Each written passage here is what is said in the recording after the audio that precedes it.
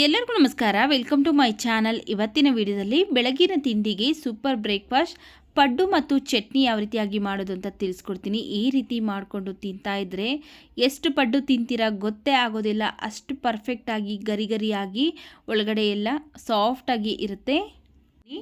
ನೋಡಿ, ಇಲ್ಲಿ ಫಸ್ಟು ಒಂದು ಪಾತ್ರೆಗೆ ನಾನು ಈ ಕಪ್ಪಲ್ಲಿ 4 ಕಪ್ಪು ರೇಷನ್ ಅಕ್ಕಿ ಹಾಕ್ಕೊಳ್ತಾ ಇದ್ದೀನಿ. ರೇಷನ್ ಅಕ್ಕಿ ನಿಮ್ಮ ಹತ್ರ ಇಲ್ಲ ಅಂದರೆ ನಾರ್ಮಲ್ಲಾಗಿ ಪ್ರಾವಿಷನ್ ಸ್ಟೋರಲ್ಲಿ ಸಿಗುವಂತಹ ದೋಸೆ ಅಕ್ಕಿನೂ ಸಹ ಹಾಕ್ಕೊಳ್ಬೋದು. ಈಗ ಅದೇ ಕಪ್ಪಲ್ಲಿ 1 ಕಪ್ಪು ಉದ್ದಿನಬೇಳೆ ಹಾಕ್ಕೊಳ್ತಾ ಇದ್ದೀನಿ. ಹಾಗೆಯೇ ಅರ್ಧ ಕಪ್ಪು ಗಟ್ಟಿ ಅವಲಕ್ಕಿ ಹಾಕ್ಕೊಳ್ತಾ ಇದ್ದೀನಿ. ಹಾಗೆಯೇ 1 ಸ್ಪೂನು ಮೆಂತ್ಯ ಕಾಳು. ಈಗ ಇವಿಷ್ಟು ಮುಳುಗೋದಕ್ಕೆ ನೀರನ್ನು ಸೇರಿಸಿ ಚೆನ್ನಾಗಿ ಒಂದು 4 ರಿಂದ 5 ಸರಿ ತೊಳ್ಕೊಬೇಕು.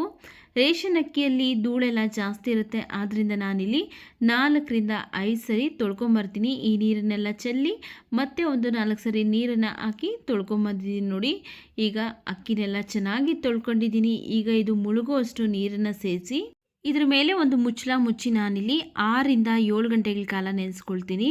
ನಾನಿಲ್ಲಿ 10 ಗಂಟೆಗೆ ನೆನೆಸ್ಕೊಳ್ತಾ ಇದ್ದೀನಿ. ಹಾಗೆಯೇ ಸಾಯಂಕಾಲ 5 ಗಂಟೆಗೆ ಓಪನ್ ಮಾಡಿ ತೋರಿಸ್ತಾ ಇದ್ದೀನಿ. ನೋಡಿ, ಅಕ್ಕಿ ಎಲ್ಲ ಚೆನ್ನಾಗಿ ನೆಂದಿದೆ. ನೋಡಿ, ಈ ರೀತಿಯಾಗಿ ನೆಂದಿರಬೇಕು. ಈಗ ನಾವು ರುಬ್ಕೊಳ್ಳೋಣ ಬನ್ನಿ. ನಾನಿಲ್ಲಿ ಮಿಕ್ಸ್ ಜಾರಲ್ಲಿ ರುಬ್ಕೊಳ್ತಾ ಇದ್ದೀನಿ. ನಿಮ್ಮ ಹತ್ರ ಗ್ರೈಂಡರ್ ಇದ್ದರೆ ಗ್ರೈಂಡರಲ್ಲಿ ರುಬ್ಕೊಳ್ಬೋದು. ನೋಡಿ, ಮಿಕ್ಸಿ ಜಾರಲ್ಲಿ ಎಷ್ಟು ಅಕ್ಕಿ ಇಡಿಸುತ್ತಲ್ಲ ಅಷ್ಟು ಅಕ್ಕಿನ ಹಾಕ್ಕೊಂಡು ಹಾಗೆಯೇ ಇದಕ್ಕೆ ರುಬ್ಕೊಳ್ಳೋದಕ್ಕೆ ಬೇಕಾಗುವಷ್ಟು ನೀರನ್ನು ಹಾಕಿ ನುಣ್ಣಗೆ ರುಬ್ಕೊಂಬರ್ತೀನಿ. ನುಣ್ಣಗೆ ತುಂಬ ಸಾಫ್ಟಾಗಿಲ್ಲ ರುಬ್ಕೊಳ್ಳೋದಕ್ಕೆ ಹೋಗಬಾರ್ದು.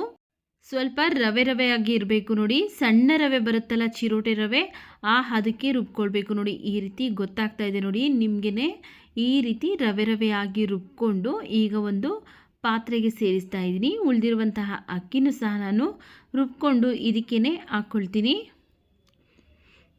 ನೋಡಿ, ಈಗ ಅಕ್ಕಿನೆಲ್ಲ ರುಬ್ಕೊಂಡಾಗಿದೆ. ಈಗ ಇದನ್ನು ಏನು ಮಾಡಬೇಕು ಅಂದರೆ ಒಂದು ಸೌಟಿಂದ ಚೆನ್ನಾಗಿ ಮಿಕ್ಸ್ ಮಾಡ್ಕೊಳ್ಬೇಕು.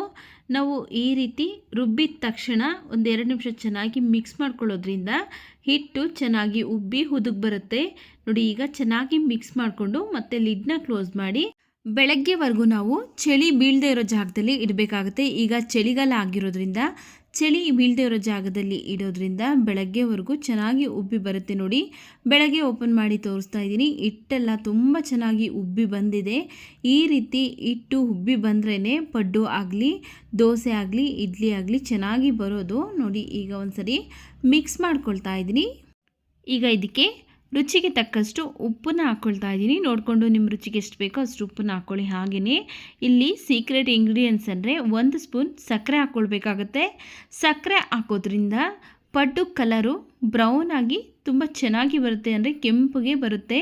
ಸಕ್ಕರೆ ಮತ್ತು ಉಪ್ಪೆಲ್ಲ ಚೆನ್ನಾಗಿ ಮಿಕ್ಸ್ ಆಗೋ ಥರ ಮಿಕ್ಸ್ ಮಾಡಿ ಈಗ ಇದನ್ನು ಸೈಡ್ಗಿಟ್ಟು ಸ್ಟವ್ ಮೇಲೆ ಒಂದು ಬಾಣಲಿ ಬಿಸಿಗಿಟ್ಟಿದ್ದೀನಿ. ಅದಕ್ಕೆ ನಾನು 1 ಸ್ಪೂನ್ ಎಣ್ಣೆ ಚೆನ್ನಾಗಿ ಬಿಸಿ ಆದಮೇಲೆ 2 ಈರುಳ್ಳಿನ ಈ ರೀತಿ ಸಣ್ಣದಾಗಿ ಹೆಚ್ಚಿಬಿಟ್ಟು ಹಾಕ್ಕೊಳ್ತಾ ಇದ್ದೀನಿ.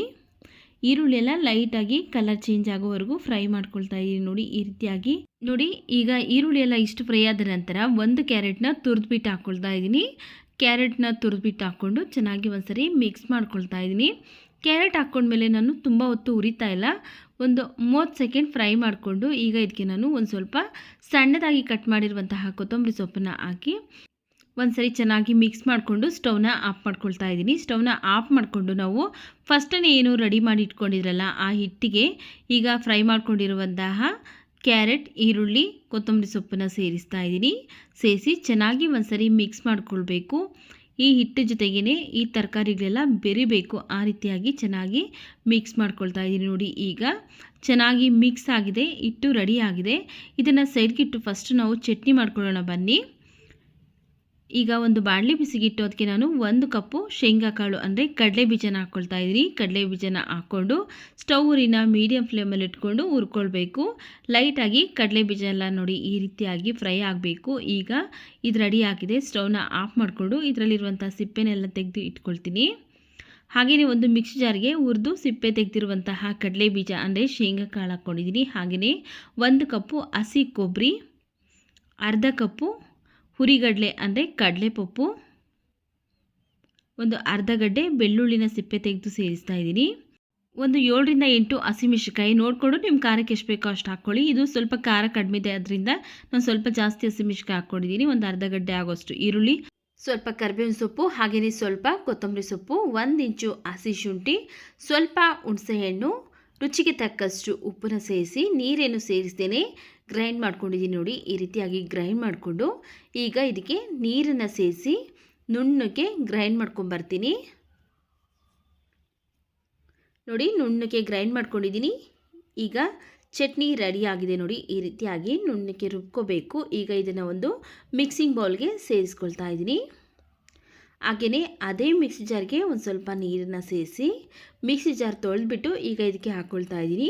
ಒಂದು ಸ್ವಲ್ಪ ನೀರನ್ನು ಜಾಸ್ತಿಯಾಗಿ ನಾನು ನೀರನ್ನು ಸೇರಿಸಿದ್ದೀನಿ, ಯಾಕಂದರೆ ಇಲ್ಲಿ ಸ್ಟ್ರೀಟ್ ಸ್ಟೈಲಲ್ಲಿ ಮಾಡಿರೋದ್ರಿಂದ ನಾವು ಸ್ವಲ್ಪ ನೀರಾಗೆ ಇರಬೇಕು ಚಟ್ನಿ, ಆವಾಗಲೇ ಟೇಸ್ಟಿಯಾಗಿ ಇರೋದು. ಈಗ ಚಟ್ನಿ ರೆಡಿ ಆಗಿದೆ. ಇದಕ್ಕೆ ಒಗ್ಗರಣೆ ಮಾಡ್ಕೊಳ್ಳೋಣ ಬನ್ನಿ.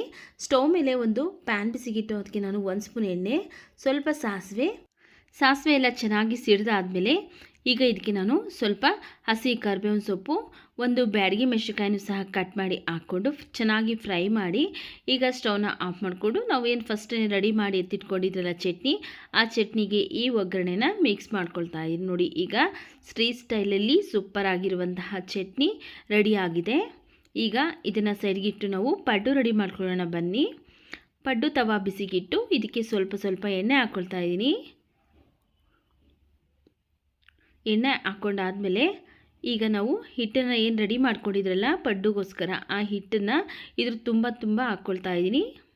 ಪ್ಯಾನ್ ಚೆನ್ನಾಗಿ ಕಾಯಿಸಿ ಆ ನಂತರ ಎಣ್ಣೆ ಹಾಕ್ಕೊಂಡು ಈಗ ಹಿಟ್ಟನ್ನು ಹಾಕ್ಕೊಳ್ಬೇಕಾಗತ್ತೆ. ತುಂಬ ಹಾಕ್ಕೊಳ್ತಾ ಇದ್ದೀನಿ. ಈಗ ನಾವು ಹಿಟ್ಟನ್ನು ಹಾಕ್ಕೊಂಡಾದಮೇಲೆ ನಾವು ಸ್ಟವ್ವಿನ ಲೋ ಟು ಮೀಡಿಯಮ್ ಫ್ಲೇಮಲ್ಲಿ ಇಟ್ಕೊಂಡು ಬೇಯಿಸ್ಕೊಳ್ಬೇಕು. ಹೈ ಫ್ಲೇಮಲ್ಲಿ ಇಟ್ಟರೆ ಏನಾಗುತ್ತೆ ಅಂದರೆ ಪಡ್ಡು ಮೇಲ್ಗಡೆ ಎಲ್ಲ ಕಲರ್ ಬರುತ್ತೆ, ಒಳಗಡೆ ಬೆಂದಿರೋದಿಲ್ಲ. ಆದ್ದರಿಂದ ನಾವು ಲೋ ಟು ಮೀಡಿಯಮ್ ಫ್ಲೇಮಲ್ಲಿ ಇಟ್ಕೊಂಡು ಒಂದು 2 ರಿಂದ 3 ನಿಮಿಷ ಚೆನ್ನಾಗಿ ಬೇಯಿಸ್ಕೊಳ್ಬೇಕು. ಇದ್ರ ಮೇಲೆ ಲಿಡ್ನ ಕ್ಲೋಸ್ ಮಾಡಿ ಮುಚ್ಚಿ 2 ರಿಂದ 3 ನಿಮಿಷ ಬೇಯಿಸ್ಕೊಂಡಿದ್ದೀನಿ ನೋಡಿ. ಈಗ ಲಿಡ್ನ ಓಪನ್ ಮಾಡ್ತಾ ಇದ್ದೀನಿ ನೋಡಿ. ಕೆಳಗಡೆ ಎಲ್ಲ ಚೆನ್ನಾಗಿ ಲೈಟಾಗಿ ಬಣ್ಣ ಚೇಂಜ್ ಆಗಿದೆ. ಈಗ ಎಲ್ಲ ಪಡ್ಡನ್ನು ಸಹ ತಿರುಗಿಸ್ಕೊಳ್ತಾ ಇದ್ದೀನಿ. 2 ಕಡೆಯೂ ಸಹ ತಿರುಗಿಸ್ತಾ ಚೆನ್ನಾಗಿ ನಾವು ಲೈಟಾಗಿ ಗೋಲ್ಡನ್ ಕಲರ್ ಬರೋವರೆಗೂ ಫ್ರೈ ಮಾಡ್ಕೊಳ್ಬೇಕು. ಹೊರಗಡೆ ಎಲ್ಲ ಕ್ರಿಸ್ಪಿಯಾಗಿ ಒಳಗಡೆ ಎಲ್ಲ ಚೆನ್ನಾಗಿ ಸಾಫ್ಟಾಗಿ ಬೆಂದಿರುತ್ತೆ. ಈ ರೀತಿ ನಾವು ಲೋ ಫ್ಲೇಮಲ್ಲೇ ಇಟ್ಕೊಂಡು ಚೆನ್ನಾಗಿ ಬೇಯಿಸ್ಕೊಳ್ಬೇಕಾಗುತ್ತೆ. ಹೈ ಫ್ಲೇಮಲ್ಲಿ ಇಟ್ಟರೆ ಬೇಗ ಸೀದೋಗ್ಬಿಡುತ್ತೆ. ಅದರಿಂದ ಲೋ ಫ್ಲೇಮಲ್ಲೇ ಇಟ್ಕೊಂಡು ಚೆನ್ನಾಗಿ ಬೇಯಿಸ್ಕೊಳ್ತಾ ಇದ್ದೀನಿ ನೋಡಿ. ಇಲ್ಲಿ 2 ಕಡೆಯೂ ಸಹ ಚೆನ್ನಾಗಿ ಕೆಂಪಗೆ ಬೆಂದಿದೆ. ನಾವು ಸಕ್ಕರೆ ಹಾಕೋದ್ರಿಂದ ಈ ರೀತಿ ಕಲರ್ ಚೇಂಜ್ ಆಗುತ್ತೆ, ಅಂದರೆ ಕೆಂಪಗೆ ಚೆನ್ನಾಗಿ ಇರುತ್ತೆ. ನೋಡೋದಕ್ಕೂ ಸಹ ತಿನ್ನೋದಕ್ಕೂ ಸಹ ತುಂಬ ರುಚಿಯಾಗಿರುತ್ತೆ ನೋಡಿ. 2 ಕಡೆಯೂ ಸಹ ಚೆನ್ನಾಗಿ ತಿರುಗಿಸಿ ಬೇಯಿಸ್ಕೊಂಡಿದ್ದೀನಿ. ಈಗ ಪಡ್ಡು ರೆಡಿ ಆಗಿದೆ, ತೆಗೆದುಕೊಳ್ತಾ ಇದ್ದೀನಿ. ಉಳಿದಿರುವಂತಹ ಹಿಟ್ಟಲ್ಲೂ ಸಹ ನಾವು ಇದೇ ರೀತಿಯಾಗಿ ಪಡ್ಡನ್ನ ಮಾಡ್ಕೊಳ್ಬೇಕು. ನೋಡಿದ್ರಲ್ಲ ಪರ್ಫೆಕ್ಟಾಗಿ ಪಡ್ಡು ಮತ್ತು ಚಟ್ನಿ ಯಾವ ರೀತಿ ಮಾಡೋದು ಅಂತ. ವಿಡಿಯೋ ಇಷ್ಟ ಆಗಿದ್ರೆ ವಿಡಿಯೋಗೊಂದು ಲೈಕ್ ಮಾಡಿ, ವಿಡಿಯೋವನ್ನು ಶೇರ್ ಮಾಡಿ, ನಮ್ಮ ಚಾನಲ್ಗೆ ಸಬ್ಸ್ಕ್ರೈಬ್ ಮಾಡಿ ಸಪೋರ್ಟ್ ಮಾಡಿ ಸ್ನೇಹಿತರೆ.